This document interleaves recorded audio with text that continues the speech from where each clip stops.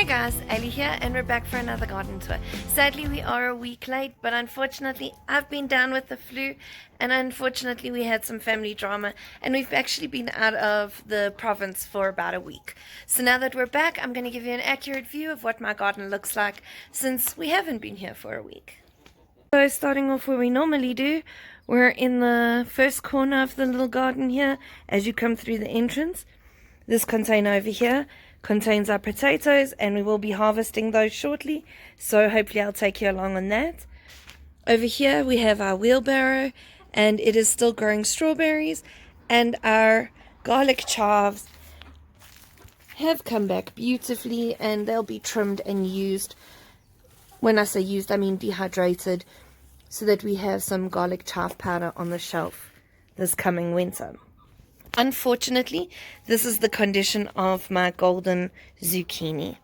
Our zucchini was indeed pollinated and did throw some fruit. Unfortunately, the insects got to it and stung it, so it's not doing so well. And now, unfortunately, it's covered in powdery mildew. So I think what we're going to do is we're going to cut off any sickly leaves and sacrifice them, possibly give them to the chickens if they're allowed to eat them.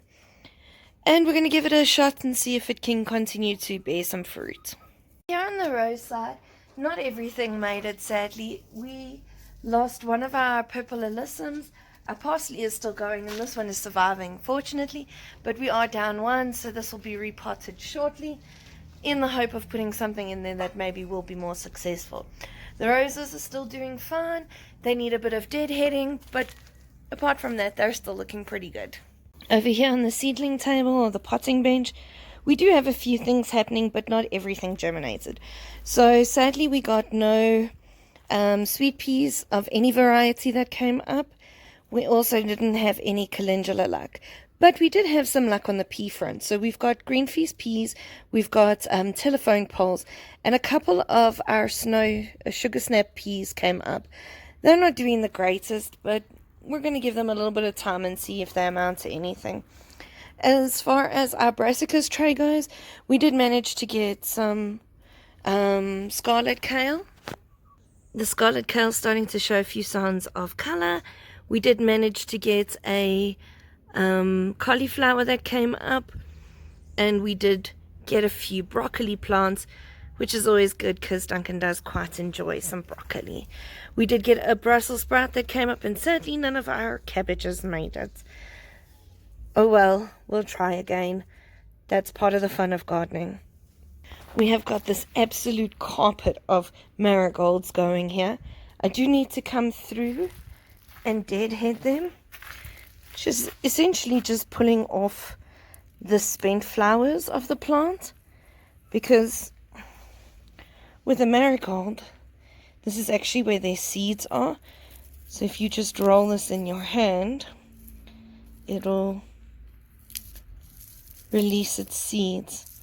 So if you wanted to, you could keep this now and plant them next year and have a few more marigolds in your garden, if that is your wish. That being said, our impatiens are looking alright. They are suffering a little bit in the sun. They definitely do enjoy the shade a lot more. Roses are still going strong. In the rose bed, we do still have our tomato plant going strong. There are parts of it, like this, for instance, that are a bit sickly, and it's looking like we may actually forego this particular branch. The rest of it is still pretty healthy. The growth is green. I think it's just suffering a little bit. So we're going to trim it back and give it an opportunity to go again. Hopefully we'll still get a few more tomatoes. There are a couple that are ripening. Sorry for the noise, that's just Pip. Alright guys, so here in the orchard we've actually got a few interesting things happening. Our apricot tree still has a few leaves. It should lose it. As far as I'm aware, an apricot is a deciduous tree, which means that it loses its leaves in the winter. But our avocado tree is actually doing really well, and it's put on a fair amount of growth, so I'm quite impressed with it. The lemon tree is still alive. Still no lemons, but it's going. Fig is still looking good, and our little lychee tree is starting to make a comeback. I just thought I would stop here just to give this lavender plant some honorable mention. She is looking absolutely beautiful, throwing a whole bunch of flowers, and it's just a pretty pop of color.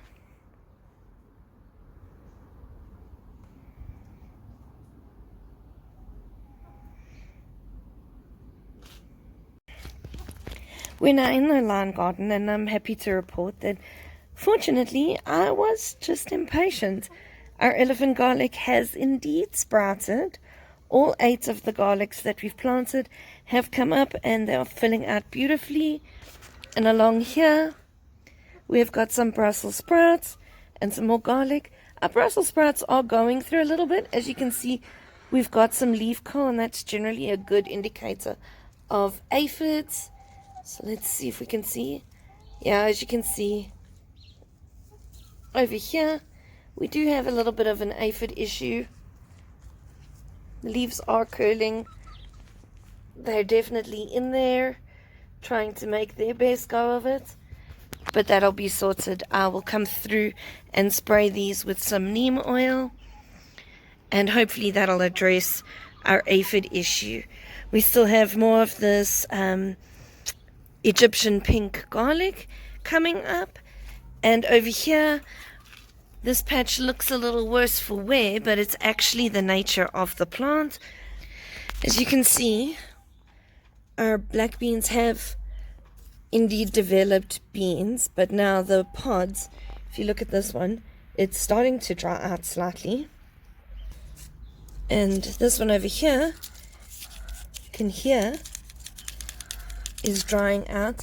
So I'm leaving all these little beans to dry out on the plant, and once they are dry, we'll come around and we will pull out all of these plants. I think there's 6 of them in total, and we'll harvest what we can. So as you can see on this plant, this is the varying degrees within the black bean, where you have the green pod and it's developing the bean, and then it slowly starts to discolor and eventually starts to dry out, which in turn then dries the pod, and we can get our black beans from there.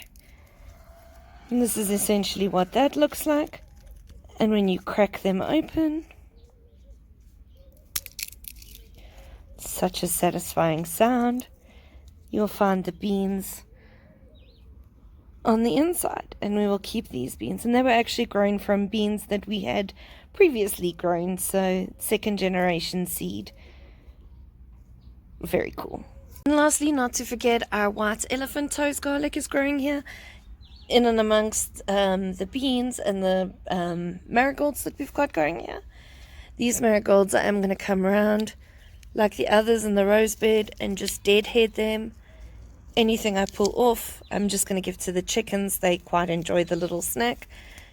I don't want them going to seed because marigolds can be very weed-like in their spread throughout your garden. And I don't want them spreading on their own. I would like to direct where my marigolds are going to grow.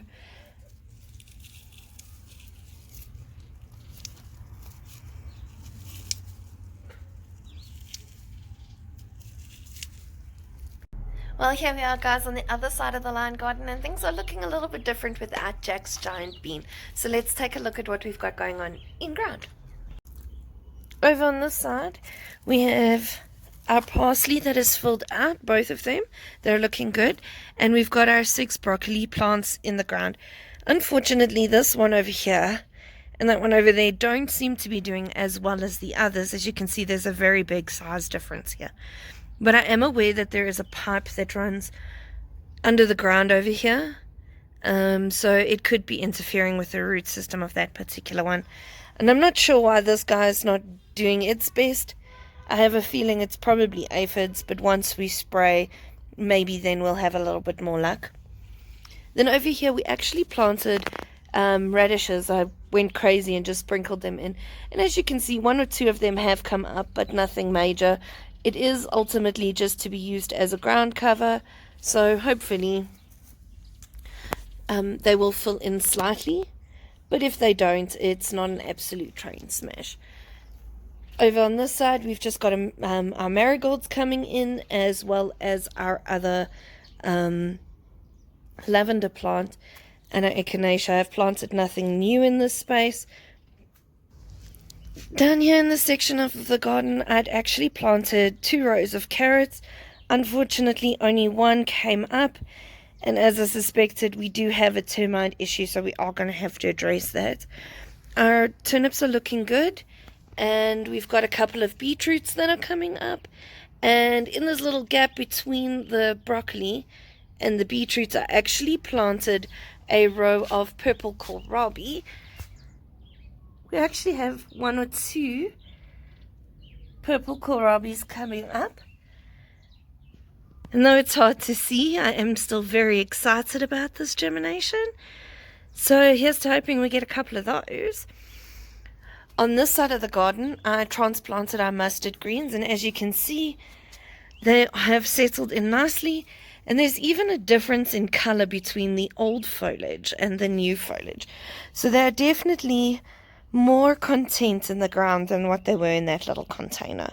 So we'll just come over here, harvest as many of these outside leaves as possible, and allow these to grow.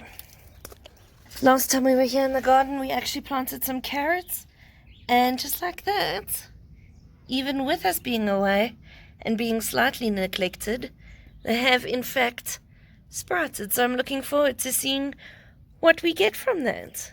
And I didn't use any tricks or any fancy techniques. I just loosely sprinkled them, and nature did the rest for us. Our kohlrabis are starting to plump up here, as too are our onions, even though I do desperately need to come around here and weed those. Here in the potted section, underneath the umbrella by the table, our herbs are flourishing. Our alyssum did manage to survive the neglect of being away, and our herbs are filling out beautifully. Honestly, I can't complain too much about the container garden. It has taken care of itself extremely well.